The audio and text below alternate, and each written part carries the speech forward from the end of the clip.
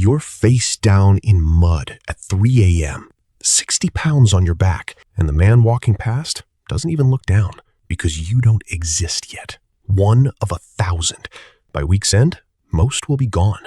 This is Delta Force. You're about to live every rank of it.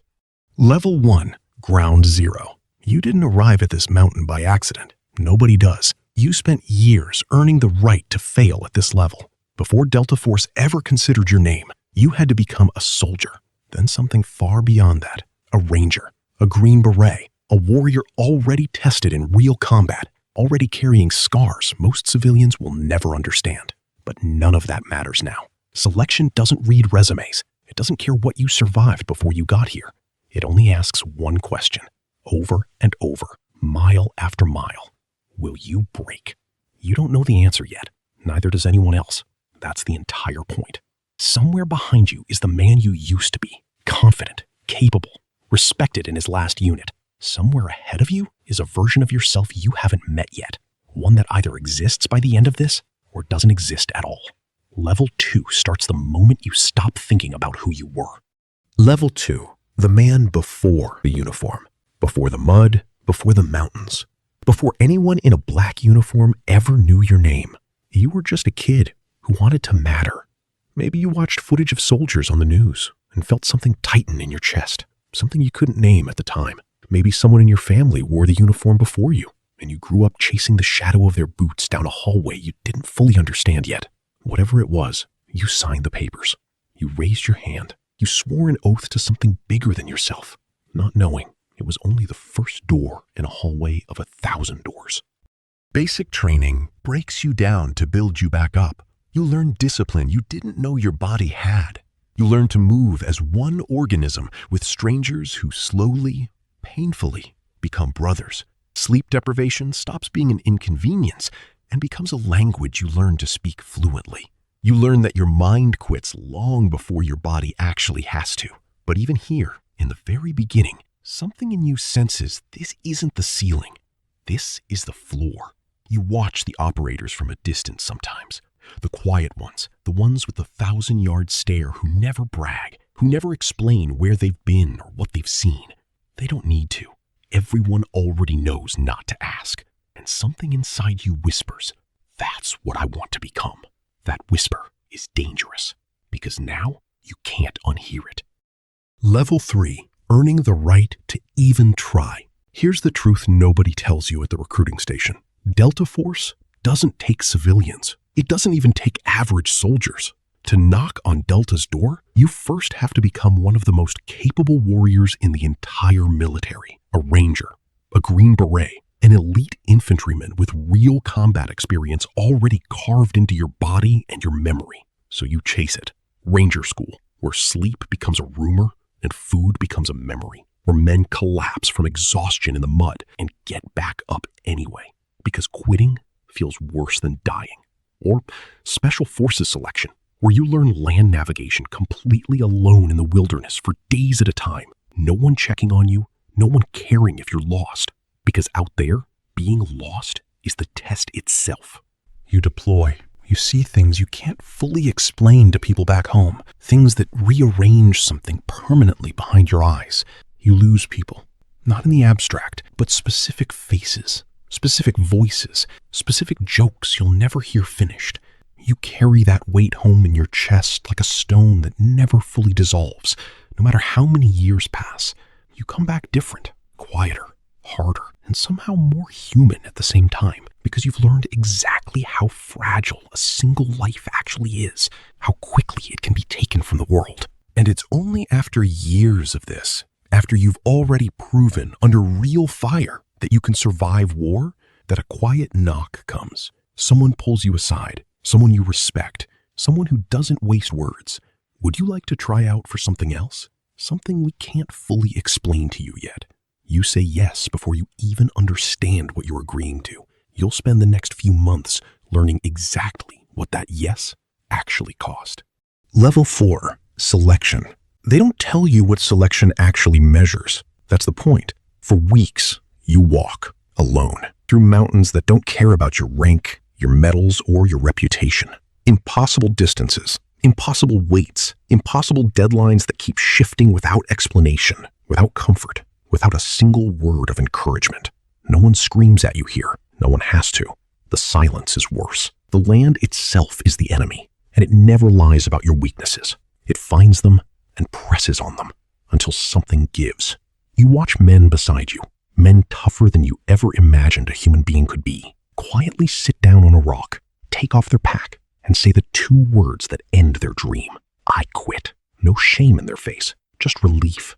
The strange, quiet relief of a broken man, finally allowed to stop pretending he isn't broken. You think about quitting too, every single day. Your feet are ruined, blistered past feeling. Your mind is fog, thick and heavy, refusing to hold a thought for more than a few seconds. But something keeps your legs moving, even when your brain has nothing left to offer you. You stop thinking about finishing the course. You just think about the next step, then the next one, then the one after that. Only a fraction of those who started will make it to the end of this. And even finishing doesn't guarantee anything, because after the physical torment comes something worse. A board of senior operators staring at you across a quiet table, deciding whether the man who survived the mountains actually has the judgment, humility, and character to be trusted with other people's lives when everything goes wrong. Some of the toughest men who ever walked never make it past that room. Physical strength was never the real test. You do make it through, and somehow, sitting there in the silence afterward, you realize the hard part hasn't even started yet. Level 5, Operator Training Course. You thought selection was the hard part. Selection was just the door. Now you enter a world built to turn already elite soldiers into surgical instruments of precision. Marksmanship refined to obsession, repeated until your hands stop thinking and simply know. Close quarters movement practiced thousands of times in mock buildings until clearing a room becomes instinct instead of conscious thought. Medical training intense enough that you could keep a dying teammate alive with your own 2 hands when no helicopter is coming for hours, maybe longer. You learn something here that changes you forever. Violence at this level isn't about anger, it's about calm. The best operators in the room are never the loudest, never the ones flexing for attention. They're the ones who go quiet and precise the exact moment everything around them falls apart. You make mistakes here, and you're allowed to. This is where mistakes are supposed to happen, under controlled pressure, so they never happen later when real lives hang on the outcome. Instructors who've lived through operations most people will never hear about correct you without ego, without cruelty, because they remember standing exactly where you're standing now, making the exact same mistakes. You train in scenarios designed to feel real enough that your heart rate spikes anyway. Even though you know it's a drill, you learn to make split-second decisions when your body is screaming at you to freeze. You learn that hesitation, more than almost anything else, is what gets people killed. Slowly, the raw material, selection tested, your endurance, your stubborn will to keep walking, gets reshaped into something sharper, actual skill. You're not the same soldier who walked into these mountains months ago. That man is gone, quietly, without ceremony. What's left in his place is something else entirely. Level 6, the Operator. The day you're assigned to your troop, there's no ceremony, no parade, just a quiet nod from men who've already been where you're going, and a new weight settles onto your shoulders that never fully lifts again for the rest of your career. You are an operator now, but that title means less than the anonymity that comes wrapped around it. Your name disappears from public record. Your face becomes something you protect instinctively, without even thinking about it, because exposure isn't vanity in this world. It's survival, for you and for the family you go home to. Every mission is different, and most of what you do, you can never speak of. Not to old friends, not to extended family, sometimes not even fully to your own spouse. You learn to live a kind of double life. Ordinary neighbor on your street, quiet, unremarkable stranger at the grocery store, and something else entirely on the other side of the world, in places most people will never hear named on the news. You form bonds here unlike anything in normal civilian life. Your team becomes closer than family, because family doesn't usually depend on you to make the right call in half a second, with someone's life balanced on that decision. You learn each other's instincts so completely that words become unnecessary in the field. A glance is a full sentence. A pause is a warning that saves your life. But this life takes as much as it gives, and sometimes more. You miss birthdays, you miss the ordinary Tuesdays that quietly make up a normal life for everyone else. You come home sometimes and sit in your car in the driveway for 20 minutes before you can walk inside and be a father, a husband, an ordinary person again, instead of an operator. And then one mission changes something in you permanently in a way training never fully prepares you for. Level 7. The weight of loss. No operator's story is complete without this level, because no real operator's life is complete without it either. You lose someone, maybe not on your team directly, but close enough that the loss reaches you fully anyway. A friend from selection who made it further than you thought he would. A teammate from another squadron whose laugh you can still hear clearly in your head. Someone whose absence now sits quietly in every room you enter, in a way you can't quite explain to anyone who wasn't there. You go to the funeral in civilian clothes, unable to explain to strangers why you're grieving so intensely for someone the world will never know existed in this capacity, someone whose real job title will stay buried forever. You carry a guilt that doesn't fully make logical sense, but never fully leaves either. The quiet, persistent guilt of the ones who keep breathing when someone else didn't. This is where many operators change, permanently, one way or another. Some grow colder, more guarded, building walls that outlast the grief itself. Others grow warmer, holding tighter to the people they love, finally understanding how quickly everything can be taken from them without warning. You don't get long therapy scenes in movies about this part of the life, but it's real, and it's part of the climb, whether anyone talks about it or not. And somehow, instead of breaking you completely, it deepens your resolve into something quieter and more permanent. You don't do this for glory anymore. If you ever really did, you do it so fewer families have to feel exactly what you're feeling now. Level 8. Team leader. Years pass. Your skill becomes reputation. Your calm under pressure becomes the thing junior operators quietly study when they're new and scared and trying hard not to show it, exactly like you once were, not that long ago, even if it feels like another lifetime now. Then comes the promotion that changes everything. Team leader. Suddenly, it's not just your life on the line anymore. It's theirs. Every plan you help build, every call you make in the field, every second of hesitation or confidence now ripples through the people trusting you to bring them home safely. You feel this weight fully for the first time when you have to make a real decision under real pressure, knowing there's no perfect answer available, only better and worse, and you have 3 seconds to choose between them. You start to understand something the old operators tried to tell you years ago, something you couldn't fully grasp until you were standing exactly where they once stood. The hardest part of this job was never the physical danger. It's the responsibility. It's knowing that your worst day at work could mean someone else's family loses a father, a son, a brother, because of a decision that was ultimately yours to make. You carry that weight everywhere now, even into the quiet moments. Every leader in this world carries it, whether they admit it out loud or not. And somehow, you find the strength to lead anyway, not despite that weight, but because you understand it more completely than anyone who's never felt it pressing down on their own shoulders. Level 9. Troop Sergeant Major. Time changes your role again, the way it always eventually does. Your body isn't the same as it was in your 20s.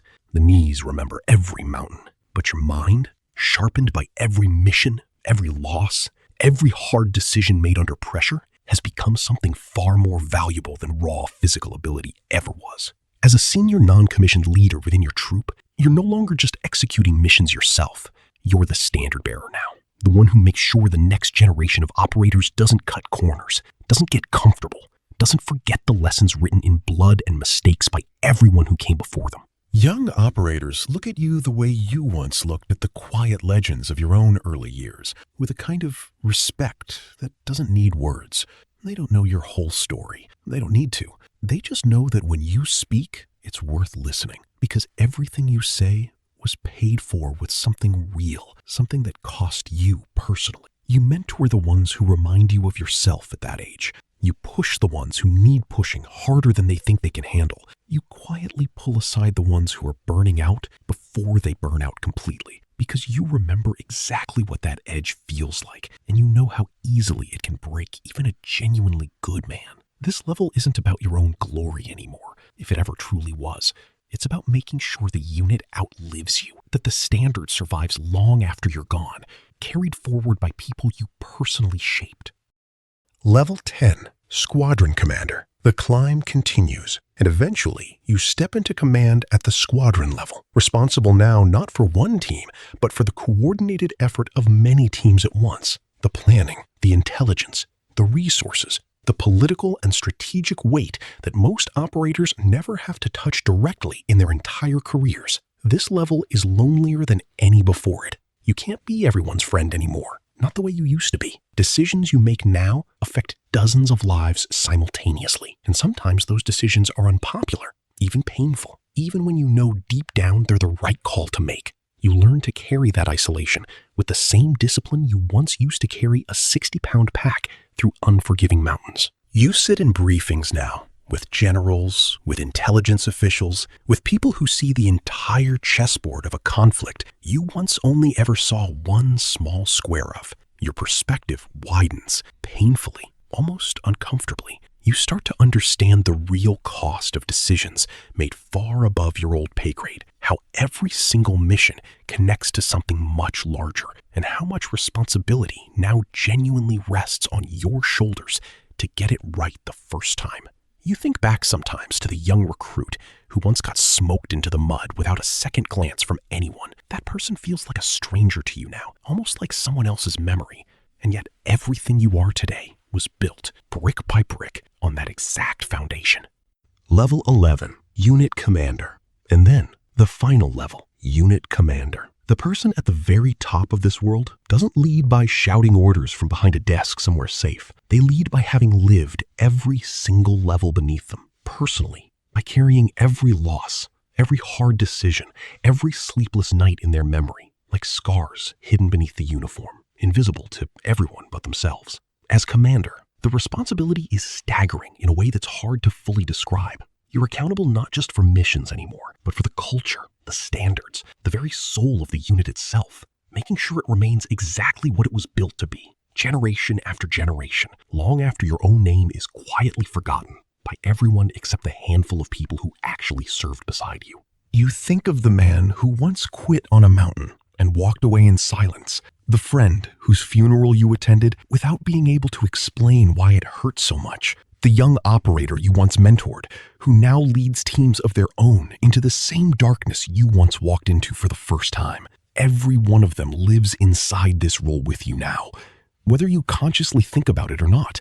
Command, at this level, isn't about power at all.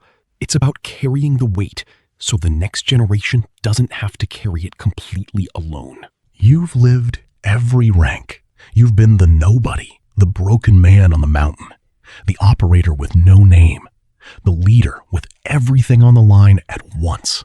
And standing here now, at the very top, you finally understand something the quiet legends could never fully explain to you all those years ago, no matter how hard they tried.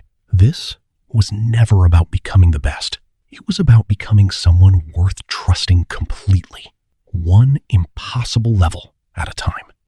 Level 12, Legacy. Somewhere tonight, a young soldier is lying face down in the mud, lungs burning, wondering if they have anything left inside them at all. They don't know it yet, but if they get back up, if they take one more step, and then another after that, they're not just fighting for a title or a badge. They're fighting to become the kind of person other people's lives can depend on completely, without hesitation. You remember being that soldier. You remember not believing you'd ever make it this far, past selection, past loss, past every level that tried to break you along the way. And yet here you are, having carried the weight all the way to the top, only to hand it off to someone else, now standing where you once stood.